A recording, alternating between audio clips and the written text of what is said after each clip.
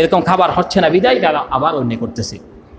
এই জন্য আবু যর গিফারি রাদিয়াল্লাহু তাআলাকে বললেন, আবু যর তুমি এরকম আমানত ব্যাপারটা তুমি নিও না, এটা অনেক কঠিন হবে তোমার জন্য, অনেক শক্ত হবে।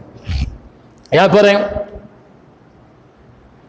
অন্য একটি হাদিসের মধ্যে বলেন, ইন্নাকা আহলাল্লাযীনা ক্বাবলাকুম আন্নাহুম কানু ইযা সারাকা ফীহিম আশফিরিনা তারাকুনা ওয়া ইযা সারাকা ফীহিম আদ-দাঈফু আকামু আলাইহিল মাদ্দা।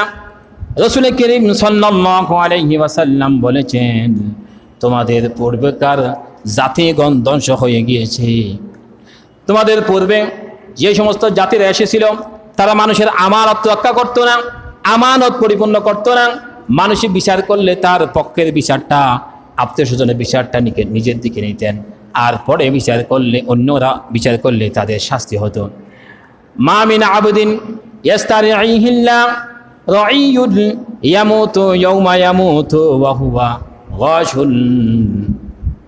নবীজি বললেন, আল্লাহ যখন তার কোনো বান্দাকে কিছু লোকের দায়িত্ব দেন, দায়িত্বশীল বানান, অতঃপর তা সেই যদি খেয়ানত করে, আল্লাহর দরবারে তাকে মৃত্যুর সময় খেয়ানতকারী হিসাবে তার মৃত্যু হবে।